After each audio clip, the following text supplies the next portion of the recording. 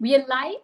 Then, hi, hello everyone watching SK Live. This is me, Taraka, and with me today we have a very special guest, Mr. Rakesh, founder of Bharat Army. Welcome on the show, Thank you. Rakesh. Thank you very much. I hope you keep, I hope you're keeping safe because the situation right now in the UK is not really apt or good, I would say. Yeah, it's not a great time, unfortunately, but we have cricket to keep us entertained at the moment. So, spending a lot of time at home watching a lot of cricket. Amazing. That's brilliant. Good to know. So, Rakesh, to begin with, I would, like you to enlighten us about what exactly is Bharat Army. Sure, sure. So Bharat Army is the official Indian cricket supporters group. We were established in 1999, so this is our 21st year. And over the last 21 years, we've been traveling all over the world following the Indian cricket team wherever they play. I would say over the last sort of 5 to 6 years, we've really grown, and our following has really sort of got bigger and bigger. We have over 1 million followers now, and wherever Indian cricket team plays cricket around the world, we are there effectively. So that's who the Bharat Army are effectively. That's effectively what we do. We follow the Indian cricket team around the world wherever they go. So, what is your business model like? I mean, of course, I have also worked with several, supporters group before. So, what is your model like? I mean, how do you support yourself? Sure, sure. So for the first 15 years, Bharat Army wasn't really a commercial entity. We were basically a bunch of Indian cricket fans who had a great amount of passion for the game and also for the country, and we followed the team around the world. But when we got to 2015 Cricket World Cup in Australia, the demand for Indian cricket fans to travel with the Bharat Army got to an unmanageable number. We had over 500 that traveled with us to Australia. But unfortunately, when we get to that sort of size, to manage sort of hotels and flights and ticketing for that sort of number is quite a challenge. So when I came back from Australia, I made a decision that this was the right time to set up a commercial entity, and we set up Bharat Army Travel. So Bharat Army Travel basically is our main commercial entity, which basically provides packages of for Indian cricket fans to travel around the world under an organized banner where tickets are official, where travel is official. And more importantly, apart from just the actual travel aspect of it, there's an experience with it. So everything that you see on the TV with Bharat Army is encompassed within an experience that we offer. And that's what we've been doing over the last sort of 5, 6 years, where we take huge amounts of people, all over the world following the Indian cricket team. We're also now an official ICC travel and tours partner. So for every major ICC tournament, we're an official partner, so we can offer official packages and tickets as part of that as well. So that's one aspect of our business model. Obviously, there's as over the last 5, 6 years, we've developed, and now there's multiple other revenue streams that we have as well. But that one is our main one, effectively. So, of course, the ongoing period must have been pretty tough for you, your entire organization. So, how have you Sure. been tackling all the COVID-19 challenges? Yeah, it's a good question. I mean, we actually had maintained our team that we had built for the Cricket World Cup because we knew that actually the next 2, 3 years were going to be very busy. So we have an office in Ahmedabad, we have an office in Bombay, we have an office in London and in Australia. So basically, the big hubs where there's big Indian cricket fan populations, effectively. Yeah, and as you mentioned, because of the COVID, we really struggled because ultimately, when there's no cricket, we can't travel, right? And when there's no travel, there's no revenue for us. So from that perspective, it's hard, like many businesses around the world, especially travel businesses, that really affected us. So we skinned down our team. We still have a team, but we skinned the team down to make it right and right size it for the last year. But now already we're starting to ramp up that team again and get in preparation for 2021, which obviously for Team India, is a very big year because we're playing cricket throughout the year pretty much. And how are you leveraging technology in order to, keep your fans engaged globally? Because I know all have a lot of fans all around the world. Yeah, yeah, it's a great question. So, one of the things we've done, we were never really that sort of progressive from a technology point of view in the first 15 years, mainly because early in the years, technology isn't what it is today, effectively, right? So, but now if you look socially, we're very active socially. A lot of media channels take a lot of our content that we produce because from a fan perspective, content is key. So we produce fantastic content. A lot of people like the experience that we offer, the songs that we sing, the videos that we make. So First thing we do is we've created multiple digital assets that we use. So we started with a channel called BATV.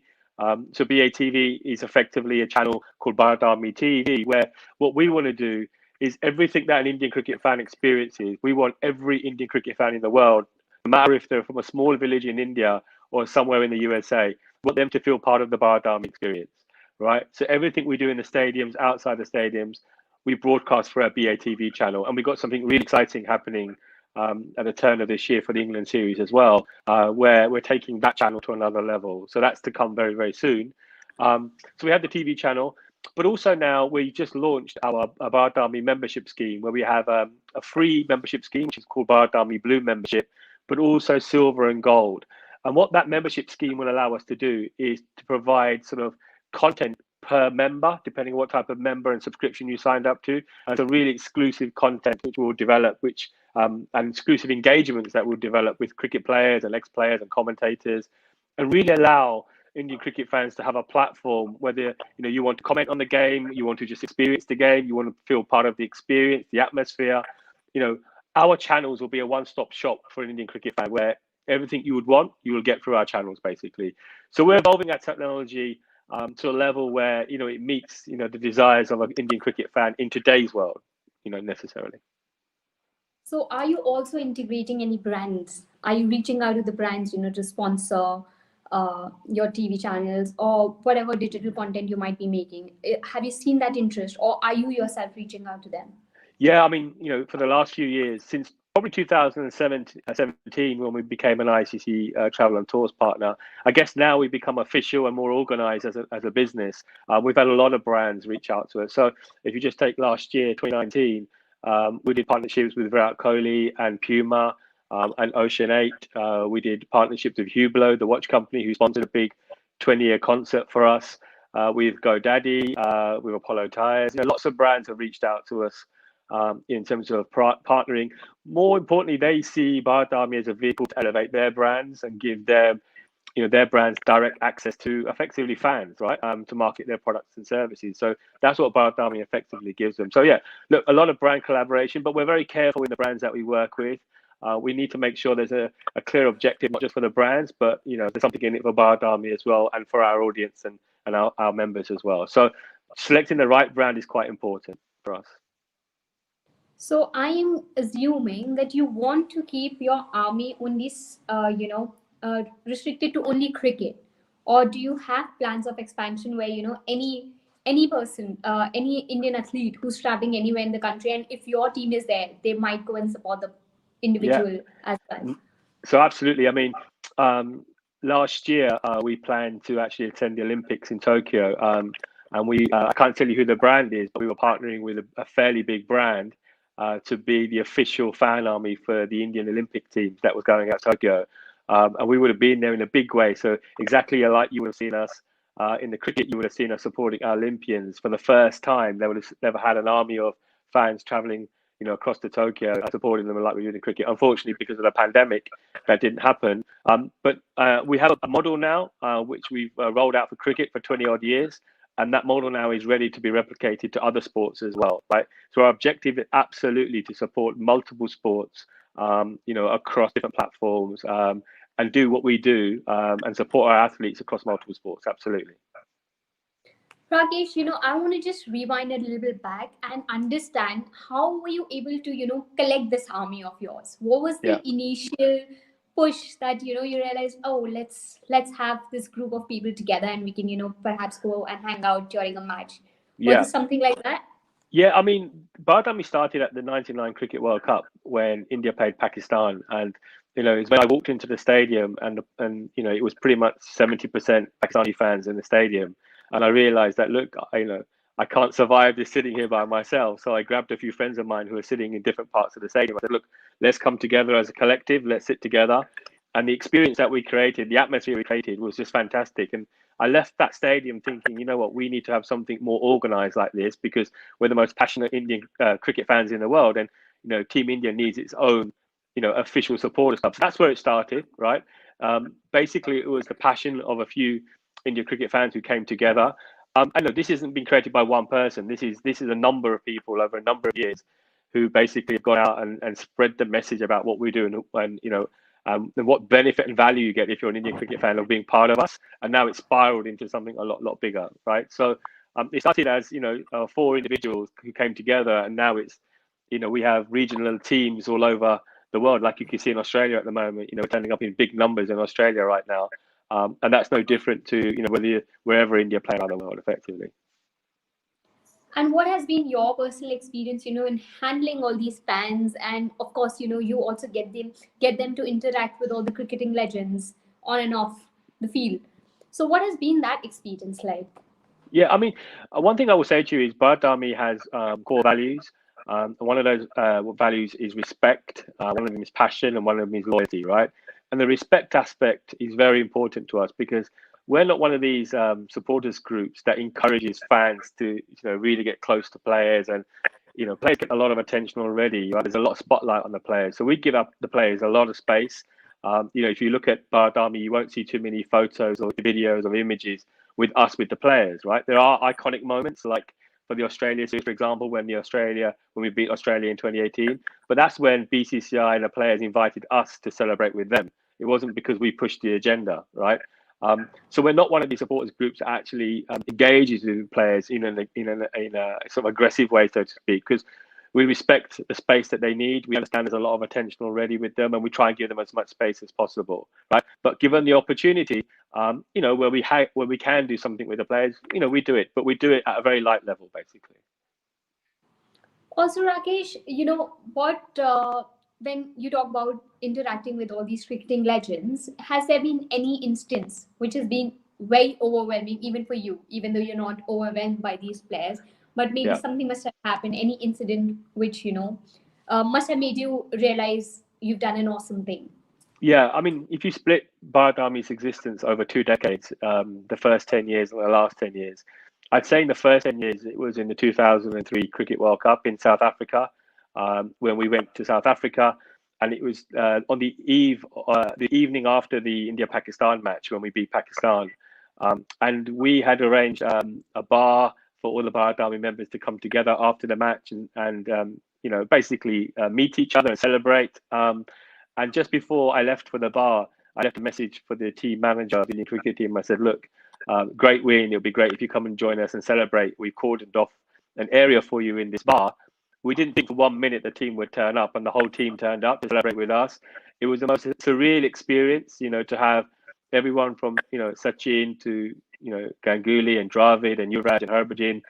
We were partying with them. We were celebrating a win against Pakistan, in a World Cup match. And so, something like that is something which only happens, once in a lifetime. You don't really get those type of opportunities too often, right? So that was a very surreal moment.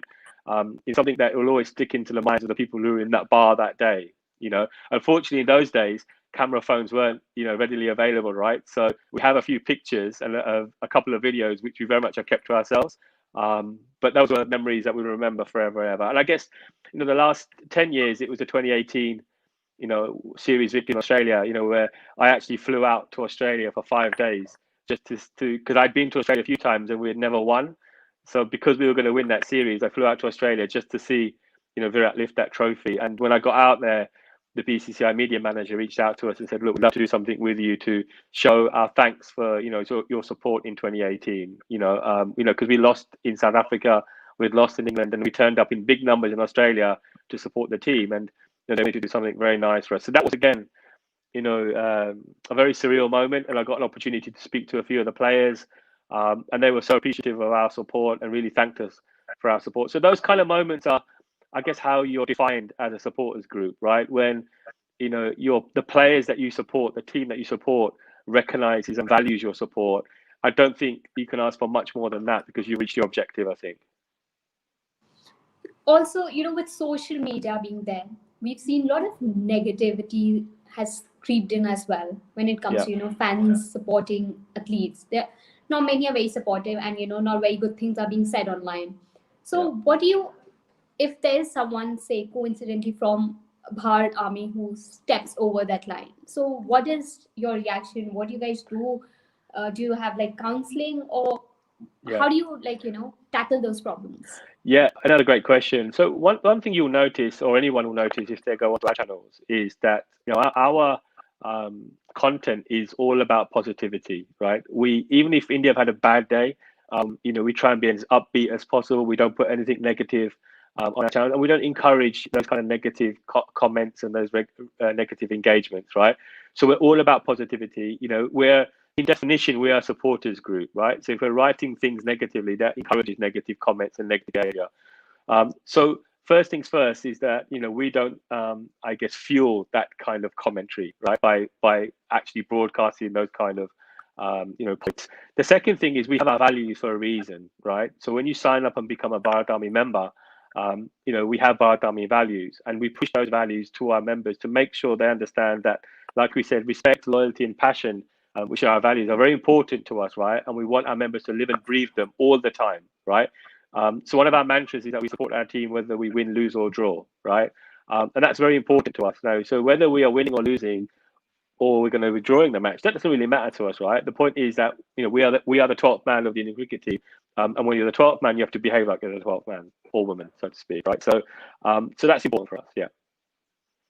And do you think the opinions of fan clubs are being heard, say, by BCCI?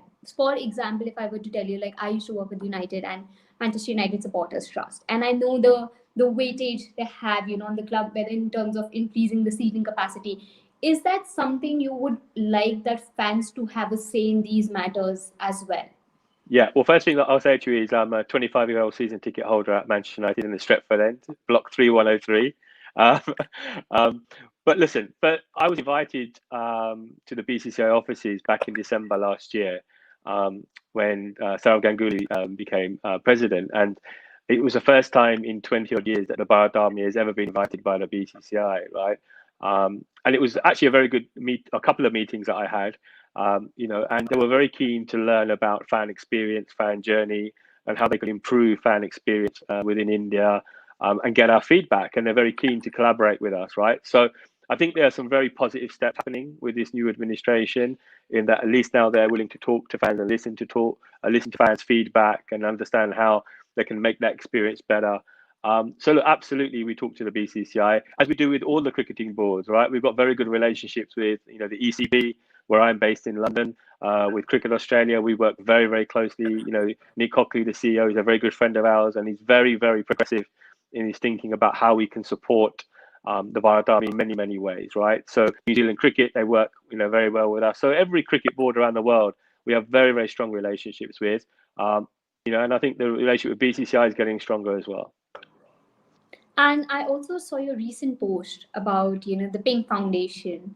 Yes. So, there are these times as well where you support such social causes. Tell us a little about it. Yeah, so when I first set up Bharat Army, there was no real commercial objective behind Bharat Army, right? But any little money that we did raise through the sale of merchandise or ticketing or travel, we used to give back to India through projects that we used to work through with our partners. So we work with partners in India, where we have every year we have certain objectives that we want to try and reach.